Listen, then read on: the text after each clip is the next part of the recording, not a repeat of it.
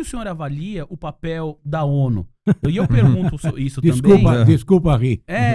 E eu pergunto justamente isso porque na conversa no podcast com o Caio Blinder, eu vi vocês dois falando sobre isso, né? E muita gente também se questiona. Fala, poxa, mas a ONU, ela poderia atuar, fazer mais do que faz. Eu já vi algumas pessoas falando, por exemplo, que a ONU perde cada vez mais credibilidade por tudo que está acontecendo. Não tem credibilidade nenhuma para perder. Deixa eu te dar 2 exemplos para ilustrar o que eu acho sobre a ONU. No aniversário de 60 anos da ONU, um grupo de colegas publicou um livro comemorativo dos 60 anos da ONU. Me pediram para escrever um capítulo. Eu escrevi um capítulo que falava sobre tudo que a ONU não fez, ok? E vou dar 2 exemplos para vocês. Um deles, em 1947, a Assembleia Geral da ONU decidiu pela criação de 2 estados na Palestina. Os ingleses estavam se retirando, a ONU decidiu que aquele território seria dividido para criar 2 estados, porque as populações que viviam lá não conseguiam se entender para criar um estado único.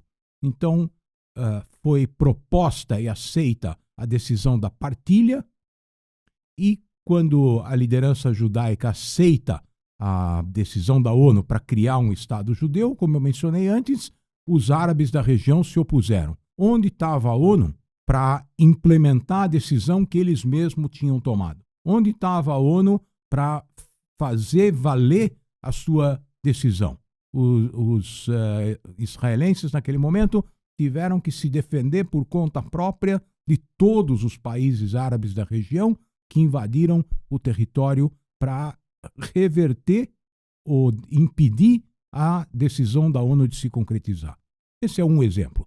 Outro exemplo é atual. Nós estamos vendo um conflito no Líbano, onde as forças israelenses entraram no território libanês para impedir que os terroristas do Hezbollah voltassem a fazer o que o Hamas fez no dia 7 de outubro, e eles estão atuando numa área que deveria ser controlada pelas Nações Unidas. Em 2006, houve um conflito no Líbano, no mesmo contexto, depois que o Hezbollah entrou no território israelense, matou e sequestrou soldados israelenses. Os israelenses entraram, estiveram lá 34 dias combatendo o Hezbollah, houve um cessar-fogo e uma decisão da ONU, decisão 1701 das Nações Unidas, que determinava que a única força armada ao sul do Rio Litani, se depois vocês quiserem incluir um mapa e mostrar a área entre o Rio Litani e a fronteira israelense, essa área deveria ser somente patrulhada pelo exército libanês. Não deveria haver nenhuma outra força armada nesse território. Pela determinação da ONU. Pela determinação da ONU, resolução do Conselho de Segurança da ONU.